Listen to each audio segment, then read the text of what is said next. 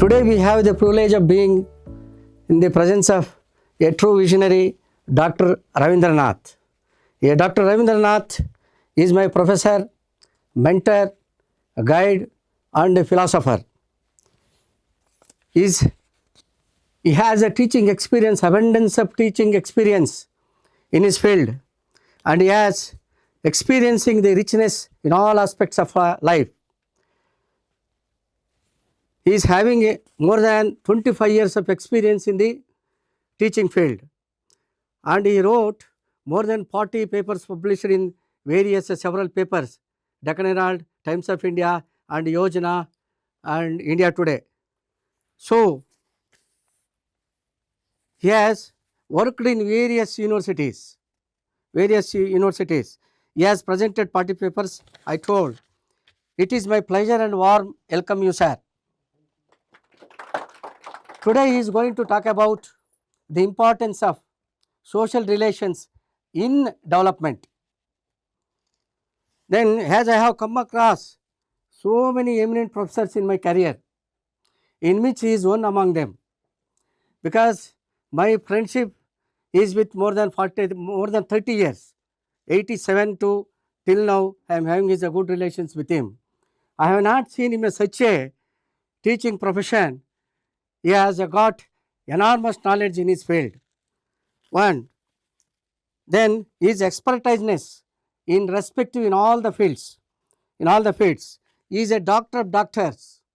His speeches touches our heart, because we should know his caliber, his talent and capacity to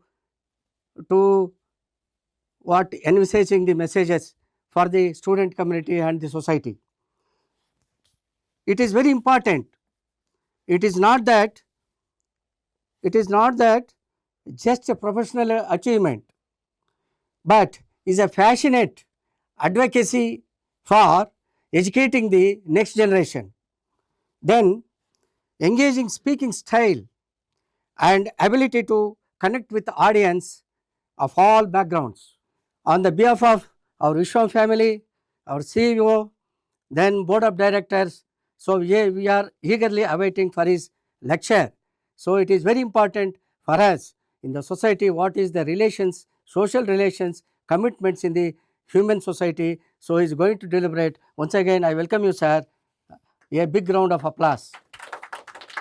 Thank you. Namaskar and pranams to all of you, all the members who have gathered or assembled in this particular venue. Now, I am supposed to talk on the topic importance of the human relations or social relations in the context of now the development. Before I embark on this particular topic, before I discuss about this particular topic, I am going to give a brief introduction about myself. My friend Sri Ramachandra Reddy already has told certain things about me, but I will give some more details and then I will start dwelling on this particular attitude, the topic of the importance of human relations or social relations in the context of the development of the modern Indian society. I am Dr. Ravindranath. I am BSc Botany Zoology, B.Ed the English methods, now M.Ed Master of Education, M.A. Sociology and Ph.D. in the area of education. I have in all 23 years of postgraduate teaching experience. Of course, 1 year I was a teacher in the high school, 1 year I was a junior college lecturer, and later on I have 23 years of postgraduate teaching experience. I have taught courses like B.Ed, I have taught courses like M.Ed, M.A. Sociology, now MEM, Master for Environment Management, a number of MPhil programs. I have guided few PhD dissertations also. Now, as my friend said, I have 42 research papers to my credit, and all of them they are in the area of sociology of education. And the ICSS or Indian Council for Social Science Research Institute, New Delhi, also has documented some of my research papers on a permanent, I tell you, the basis. Now, this is about my educational background. To begin with my career, I worked in Chennai Halli Janaseva Vidya Kendra near Taurekare in Magadi Road, now Bangalore. That was my first teaching teaching experience as an high school teacher. Then I moved to Hassan. I have worked as a junior college lecturer. I was teaching the subject education now in that particular institute, that is in Krishna Junior College. And from there I went to Baroda. I completed my postgraduate degree in sociology. I completed PhD also from MS University, Maharaja Sayajirao University of Baroda. I was a temporary lecturer for a period of 2 years. I was teaching B.Ed at the same time the M.Ed programs therein. I was also a research associate now there in MS University Baroda. And from there I moved to New Delhi, and there in one of the research institutes, National Institute for Educational Planning and Administration, I have worked as a research associate for a period of 2 years. And from there I came down to Kolhapur, Maharashtra state. I worked in Shahu Management and Shahu Management and Social Work Institute, and there I say Sri Ramachandra Reddy was my student. There I was teaching MA Sociology, MPhil Sociology programs, and few PhD dissertations also I have guided. From Kolhapur I came down to Kuvempu University in Karnataka. Kuvempu University is located at Shankarghatta in Bhadravati Taluk of Shivamoga district. I started the postgraduate department of sociology there, and I worked there for a period of 4 years. I was teaching MA Sociology program, and from there I went to Udupi. Now I worked as a lecturer, a senior lecturer and reader in Dr. T.M.A. Pai College of Education. I worked there for a period of 10 years, and from there I went to Namakkal, Karur near Salem. I was the principal, I tell you, of now Kumaraswamy College of Education for a period of 5 years. This is in general about the teaching experience. I have already said 42 research papers I have now completed, and some of them they have been permanently documented in ICSSR. Now this is in general a brief background about myself. Now I have to discuss about the topic, that is the importance of human relations or the social relations in the context, I tell you, of the development. In this title there are two terms. One is development, another is now the human relations or social, I tell you, the relations. Of course it is a phrase, human relations, two words are there, and another, I tell you, is development. Before discussing or before talking upon the importance of social relations, I will talk to you about the concept of the development itself. Now all of us, we are very much familiar with the term development. In Kannada we say Abhiruddhi. Now what is development? We always generally talk about the development. We talk about our development, individual development. We talk of the development, I tell you, of the state. We talk of the development of the different taluks, development of our village, our taluk, our district, development of our now state, India, our country, India. We also talk of the development of the different nations. Now broadly, most all the countries have been divided into three categories. Now very advanced countries, very developed countries, developing countries, and at the same time underdeveloped societies are also there. Now these days the last two, the second and the third, have been merged together, and all the countries are called as the advanced countries, and the second is developing countries. Even underdeveloped countries have been merged, I tell you, with the second, I tell you, the concept. India is considered, I tell you, as a developing, I tell you, the nation. We have not advanced totally or completely like United States of America or even like that of China and some of the European countries. So India is now considered as a developing, I tell you, the nation. Now we think, when we talk of the development, what exactly is the term development? Now the term development, I tell you, is a multifaceted endeavor. It has got many dimensions. It has got many aspects, I tell you, are there. Many shades are there. Many sides, I tell you, are there. Many aspects are there. Many arena are there. When we talk about development, it refers to bringing about positive changes, it refers to bringing about desirable changes, and at the same time progressive changes in various dimensions, in various, I tell you, the fields. Now if that is so, what are those, I tell you, the different dimensions of development? What are the different aspects or facets of development we will have to examine? First and the foremost, there is economic dimension, economic facet. Now the second, I tell you, is the educational, I tell you, the dimension. Now the third is health and the medical dimension. The fourth, I tell you, is the infrastructural, I tell you, the dimension. That means providing physical facilities, I tell you, in any particular society. The next dimension, I tell you, is the political dimension. Another, I tell you, is the social dimension, and the last, I tell you, is the religious, I tell you, the dimension. Now we can examine each and every aspect, I tell you, in great detail in order to totally understand the concept of development. The concept of development is a very wide term. It is a very vast term. Now it involves, again, as I repeat, bringing about positive changes, desirable changes and progressive changes in any particular society. Now we will examine each and every aspect one by one.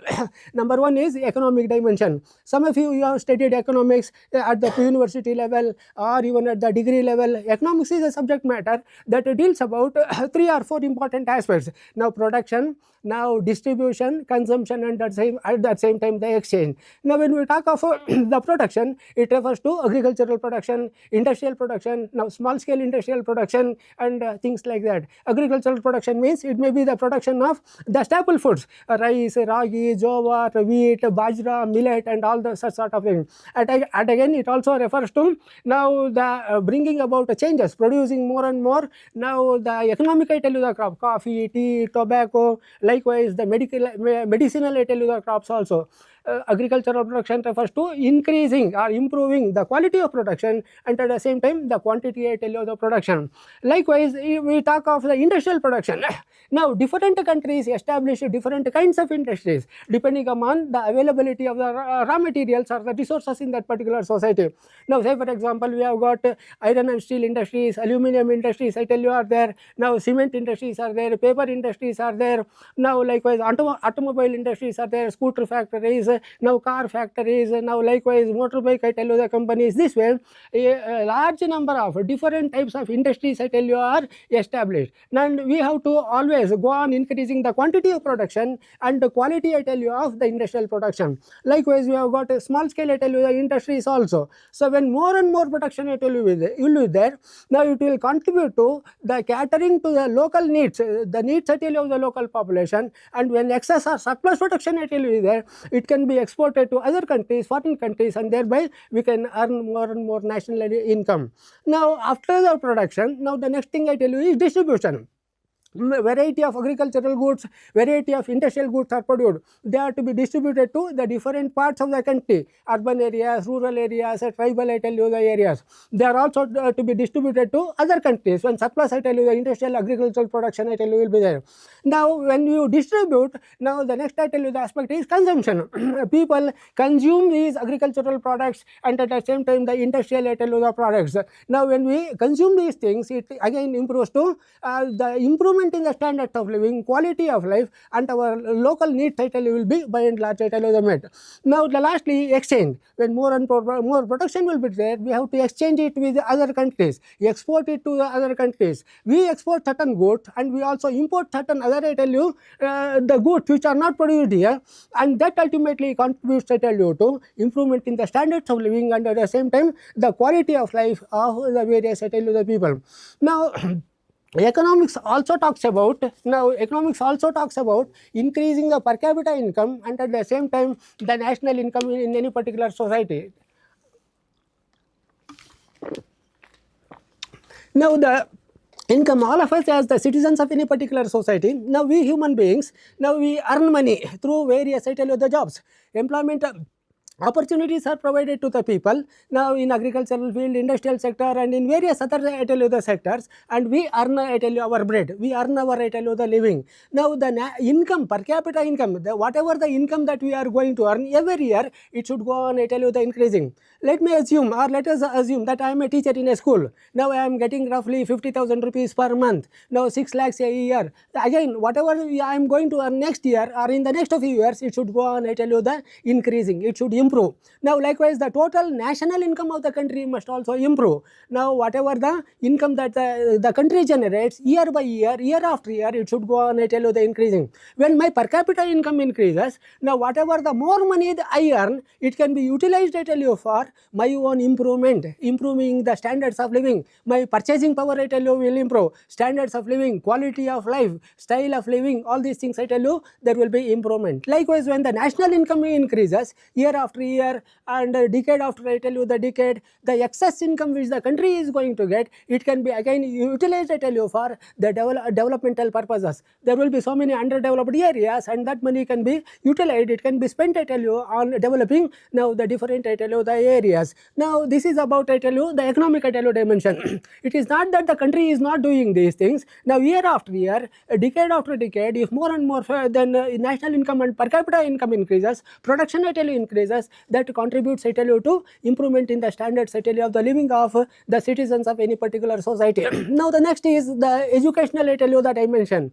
Now when we talk of the educational dimension, we have to provide schooling facilities, literacy, I tell you, the facilities. Now the literacy percentage of India is something like 77, I tell you, the percent. So more and more schools are to be provided in order to spread education. The government of India or the constitution of India now talks, I tell you, about providing 10 years of general, I tell you, the education. So primary schools, secondary schools, high schools, all these schooling facilities are to be provided in urban areas, rural areas, and at the same time the tribal areas. Of course, in rural, in urban and taluk headquarters, city areas, sufficient number of schools are there. But at the same time, in many of the village areas, interior villages, tribal areas, sufficient educational facilities by and large they are not there.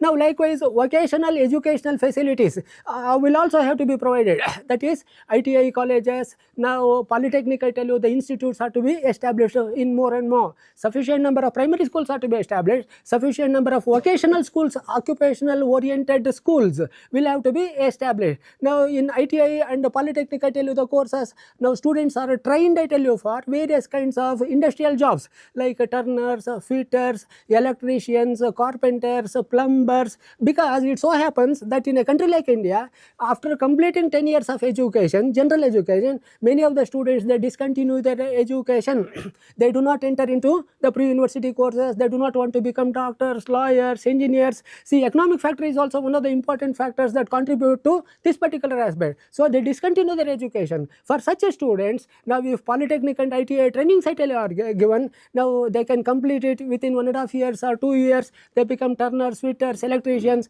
and they can take up jobs in various, I tell you, the industries. So sufficient number of vocational schools, ITI, polytechnic institutions, I tell you, will also have to be established.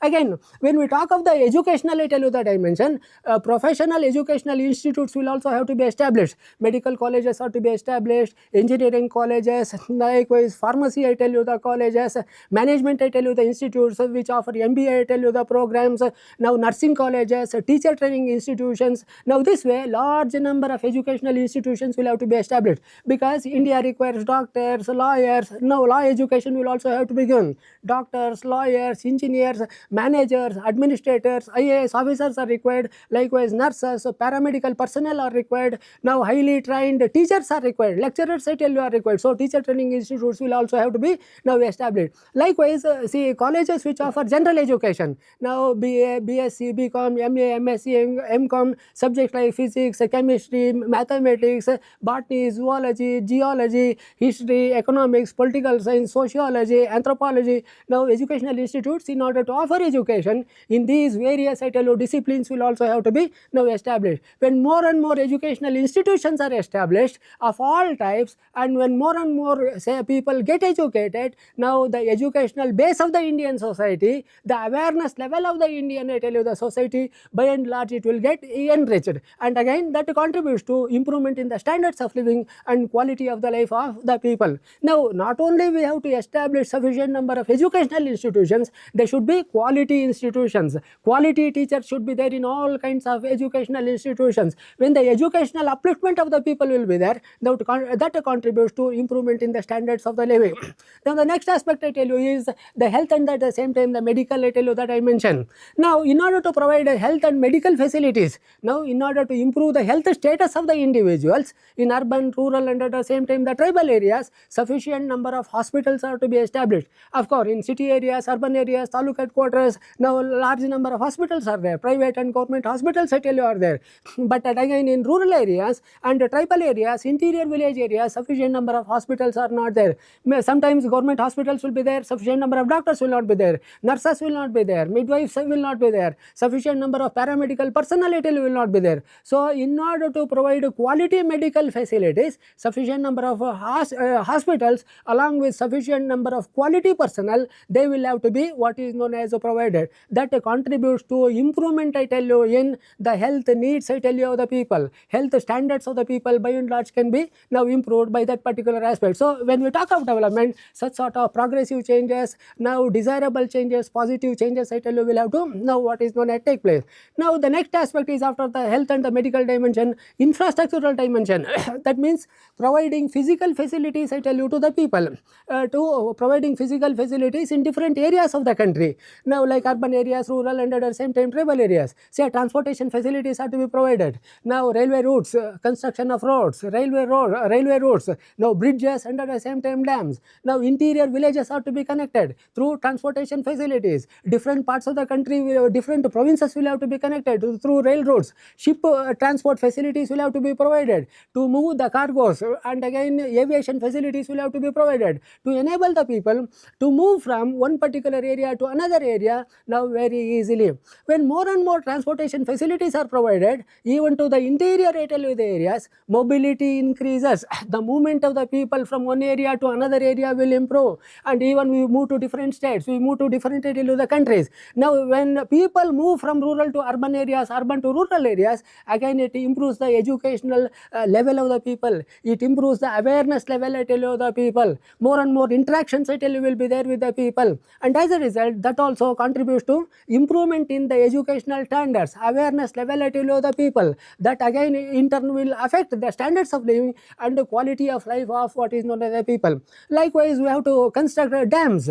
Now, rivers have to be connected. Now, when dams are, of course, those things are, many of the dams are there in India. You see, in India, it so happens that North Indian areas, North Indian rivers get huge amount of rainfall as compared to the South Indian rivers. Much of the rainwater is being allowed to go to the sea. Now, on the other hand, if North Indian rivers are connected to South Indian rivers, and even people living in the South Indian areas, they will get a plentiful rainwater, and they can have 3 crops even during the rainy the season. More and more crops we can grow. Water is very much essential for agricultural purposes and also for the irrigational purposes. So, when more and more dams are constructed, when rivers are connected in a meaningful manner, that will help in the agricultural the production. Now, housing facilities have to be provided to the poor people in urban, rural the areas. Electricity facilities will have to be provided. Of course, in urban areas, the people who are living in city areas, we do not now foresee all these kinds of problems. But in rural areas, interior village areas, hilly areas, now forest areas, remote areas, people even today in India, they do not have modern the amenities, modern the facility. Housing facilities are not there. Schooling facilities are not there. Now, electricity facilities are not there. When such sort of things are provided, again it contributes to the total development of the Indian society. It improves the standards of living of the people. It improves the quality of life of the people. Now, after this particular that I mentioned, the infrastructural dimension, I will talk about now the political the dimension. Now, India, we got independence in the year 1947. We have accepted democracy as a form of what is known as the government.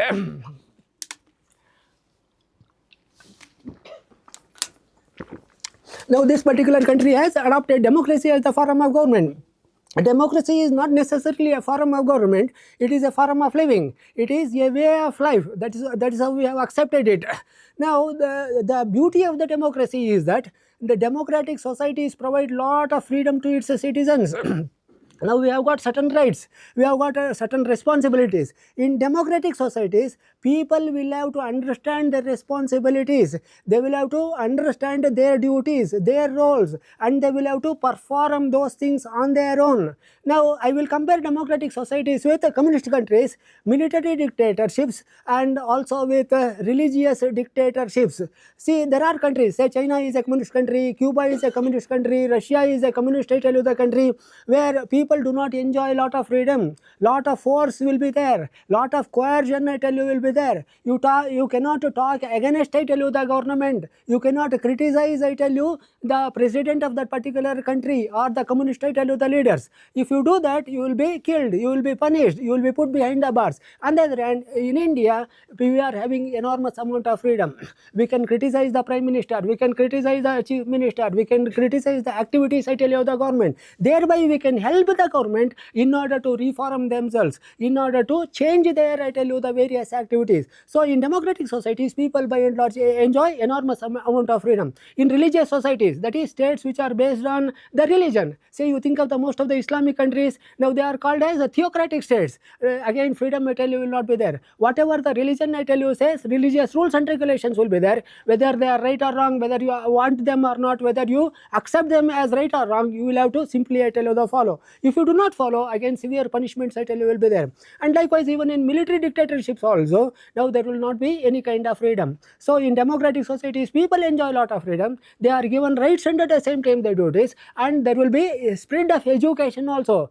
Democratic societies provide lot of emphasis on education. People are made more and more educated, so that our citizenship education is given to them. As a citizen, what are your duties, what are your responsibilities, those things I tell you are made known to them. As a result, people understand the duties and they discharge those things on their own. Governmental coercion, force, retribution, punishment, these things are by and large I tell you the less. Now in India, as a part of the general education, 10 years of general education is being given to all the citizens, and in that, see, in the 10 years of general education or up till SSLC, whatever the education you give, importance of or the rights and responsibilities of the individuals I tell you are told. As a citizen, what are your responsibilities, what are your duties, those things I tell you are being made known to them. As a result, they will be in a position to understand and discharge the responsibilities I tell you on their own. Now this is about now the importance I tell you of the democratic I tell you the society. So in rural and urban, in rural and tribal areas, wherever educational facilities are less,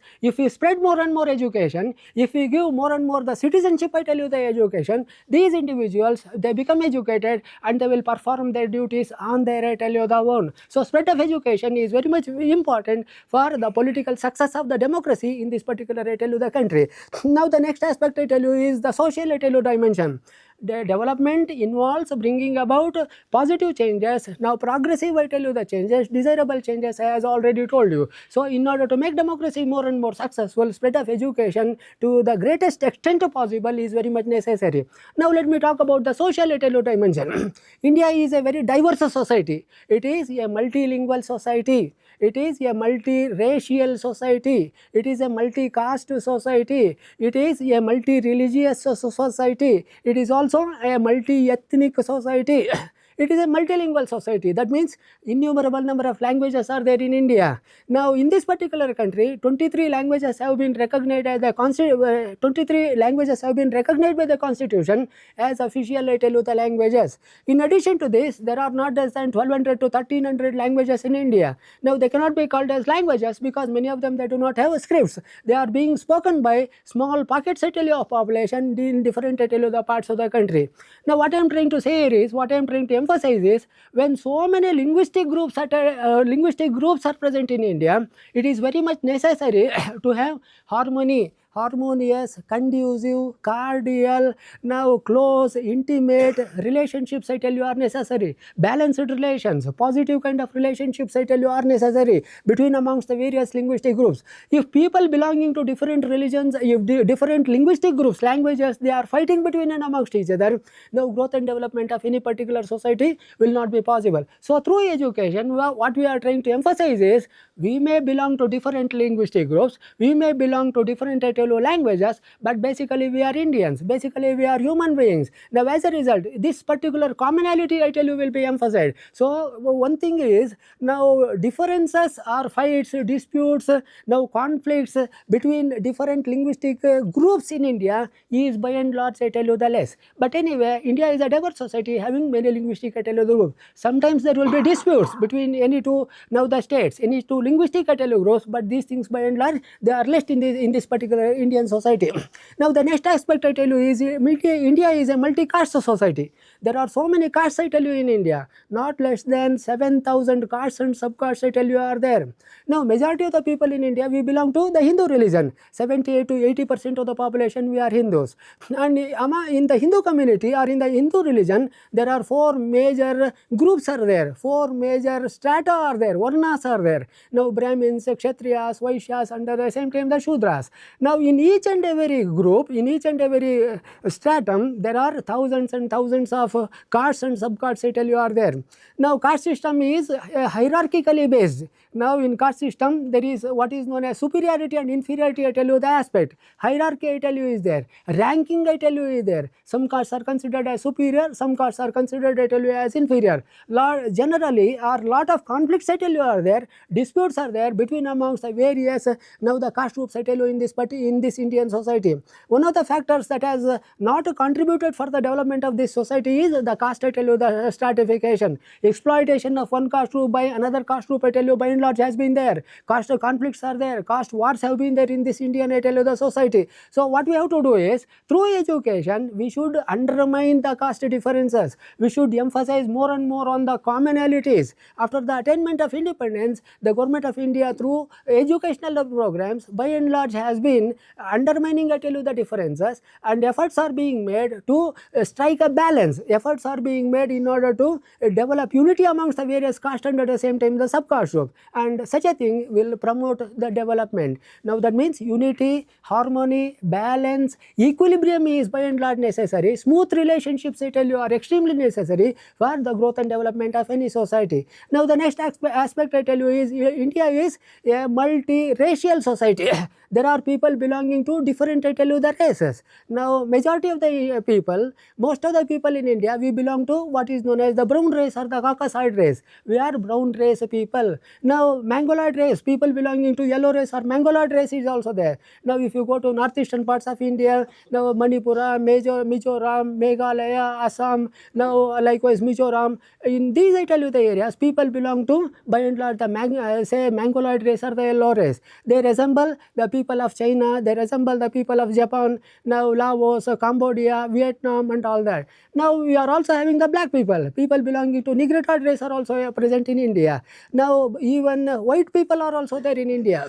As you all know, India was ruled by various European, I tell you, the countries. Now the Dutch people, the Portuguese people, the French and the Britishers, they ruled India for a number of years. Britishers ruled India for a long period. Now white people, I tell you, in order to rule this country, in order to exploit this particular country, in order to take away the resources of this particular country, these Europeans, they came and they conquered India. They ruled India for a number of years.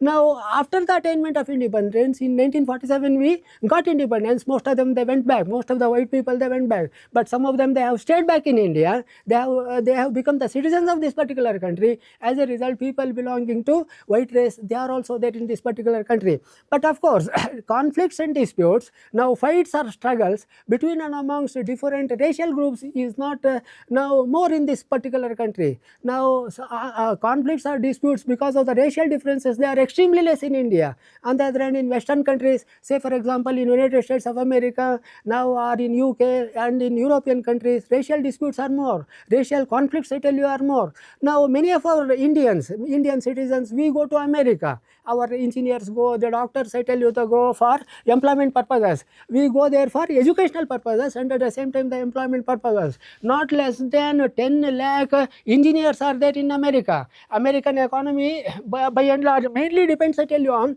the Indian professionals, engineers and at the same time the doctors. Now our people, they face lot of discrimination. Our people, our citizens, our engineers and doctors, they are exploited, they are insulted, they are humiliated, and sometimes even murder of the Indian people or people belonging to other races are also there. Now whites consider themselves as superior, and blacks are yellow people, now the brown race people, Mongoloid race people, they are discriminated, they are considered, I tell you, as inferior. As a result, our people face innumerable number of problems.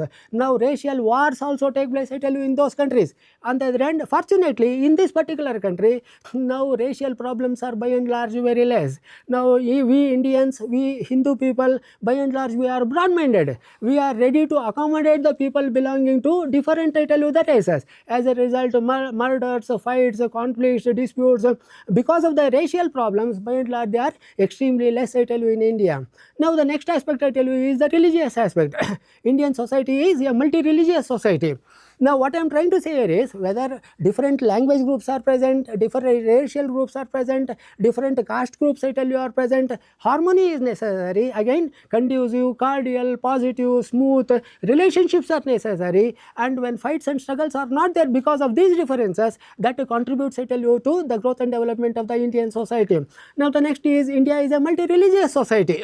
Now so many religious groups are present in India. 78 to 80% of the population, we are Hindus. Now again, we are having Muslims, Christians are there, Buddhists are there, Jains are there, now Parsis are there. In addition to this, number of tribal or animistic religions are there. Now tribal people, Adivasi people, they have their own, I tell you, the religions. They do not belong to either the Hindu or the Christian or the Islamic, I tell you, the communities. They have their own primitive religions. They are called as animistic, I tell you, the religions. Anyway, the problem differences and problems because of the religious differences are more in India. Hindu Muslims, I tell you, the fight. Muslims and Muslims, I tell you, the fight. Christians and Hindus, I tell you, the fight.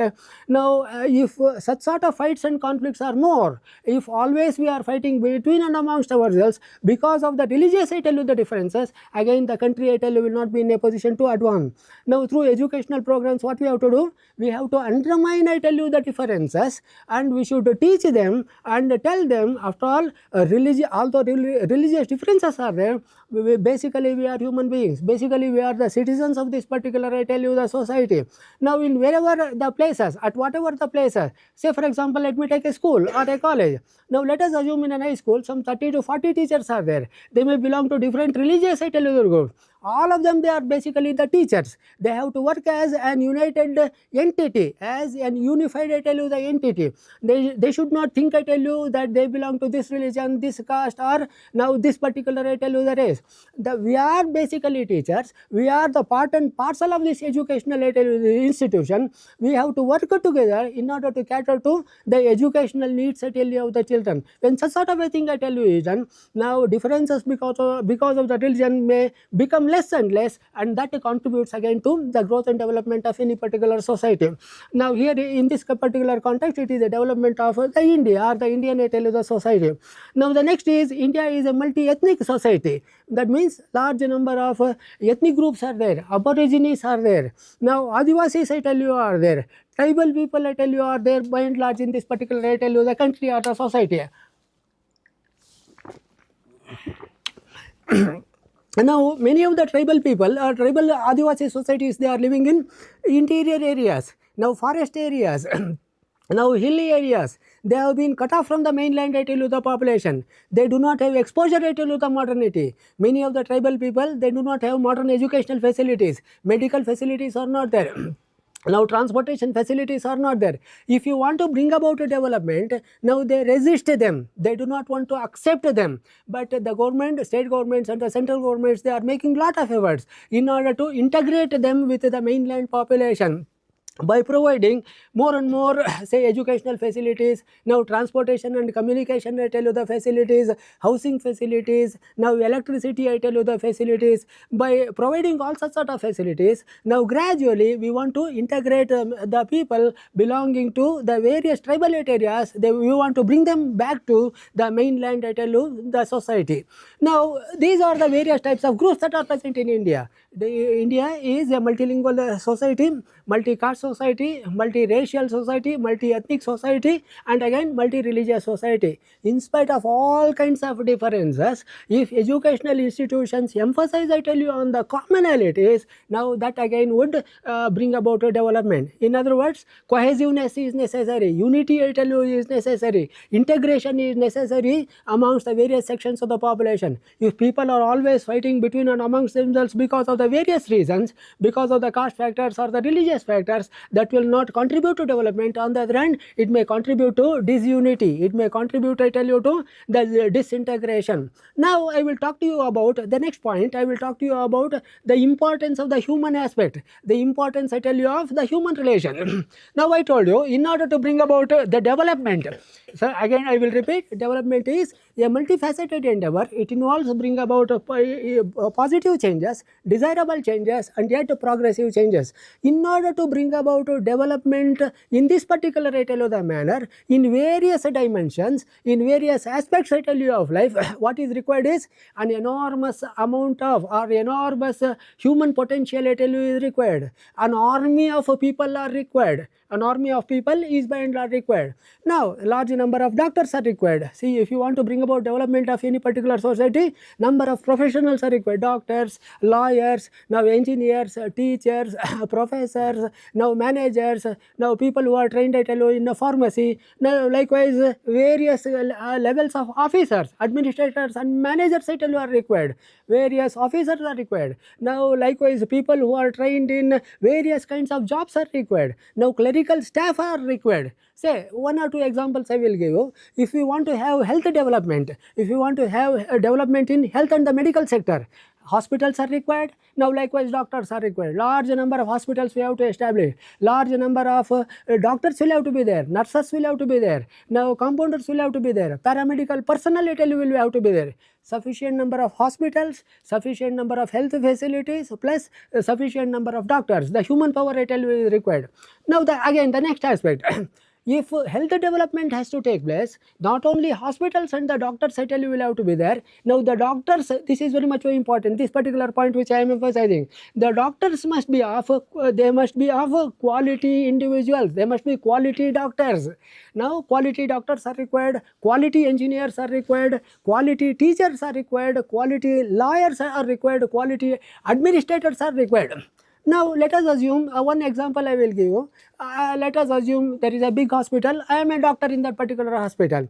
If I am a doctor, if hundreds and hundreds of doctors are there, hospital is there, all medical facilities are there, building is there, equipments are there, sufficient number of doctors are also there. Now the doctors must be of quality. Now they must be well versed with their subject matter. They should be experts. They should be specialists in the area of their specialization. If I am an eye specialist, if I am an heart specialist, I must have sufficient amount of knowledge in that particular area of specialization. I should be a good doctor. I must have thorough knowledge. This is one. And another aspect is not only I should be good in my area of specialization, not only I should be a good doctor. The second point is very much important. I should also be a good human being.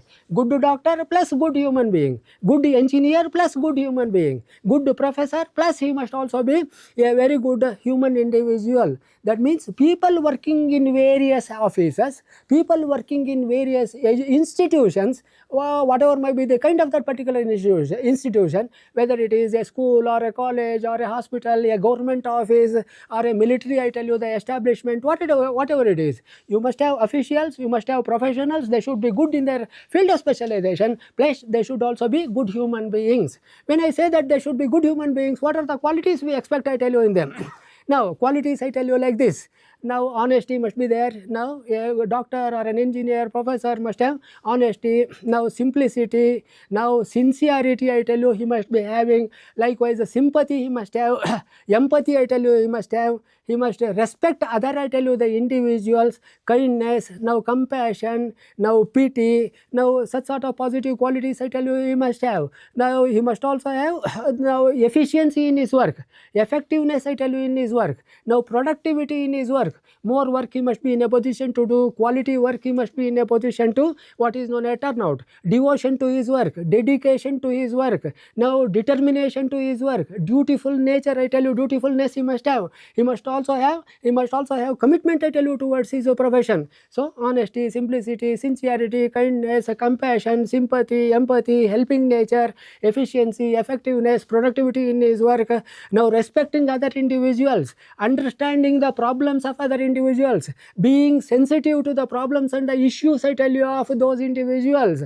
Now thinking more and more about the national interests and not about the individual interests. We should not be selfish in our behavior. We should think more of the society and less, I tell you, about now ourselves or our community, our caste, and at the same time the community. Now understanding the problems of others, being sensitive to the problems of now the other individuals. Now likewise emphasizing on more and more the commonalities rather than the differences. Whenever we have to work in whenever we have to work in different organizations, in any organization, people belonging to different communities will be there, different backgrounds, I tell you, will be there. Now we should not go on emphasizing on the differences. On the other hand, we have to emphasize more and more on the commonalities. When all such sort of qualities, I tell you, will be present in individuals, and when we work together as a common entity, now that contributes, I tell you, to the growth and development of any particular society. Now these are the various social values, these are the various ethical, moral, I tell you, the values whichever I pointed out just now,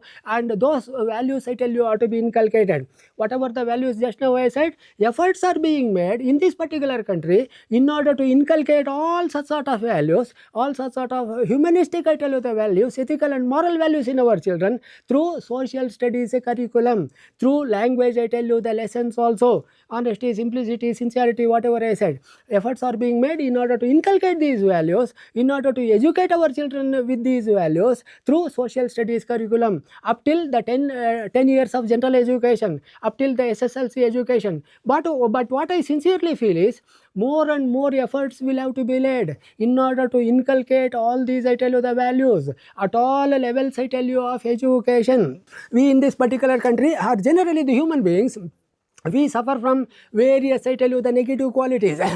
Now say for example, we have hatred now towards others, enmity, hatred, envy, enmity, now the antagonism towards other individuals, now disliking others, hurting others, hurting the feelings and the sentiments, I tell you, of other individuals, now putting stumbling blocks in the development, I tell you, of other individuals. Now all such sort of what is known as negative qualities, I tell you, we have intolerance, now jealousy, inefficiency in our work, ineffectiveness in our work, non-productivity or underproductivity, I tell you, in our work. Now all such sort of negative qualities, I tell you, by and large we human beings, I tell you, have. We are extremely selfish in our nature. We do not think, I tell you, about the national interest. We always think, I tell you, about our own, I tell you, the interest. Now you go to government offices, many of the government offices, I tell you, the officials do not respond to your, I tell you, the problem. They do not listen to you. They will have by and large the arrogant, I tell you, behavior. The behavior of many of the officials will be very cruel.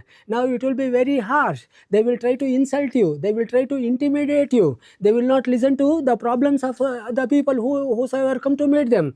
Now they will not have sensitivity towards the problems and the issues, I tell you, the people. They never bother about the welfare, I tell you, of the society. They always think of what is known as making more and more money. They always think of their own, I tell you, the selfish interest. Now what I am trying to say here is, in general, now public or the people in any particular society, we possess all these kinds of negative, I tell you, the qualities.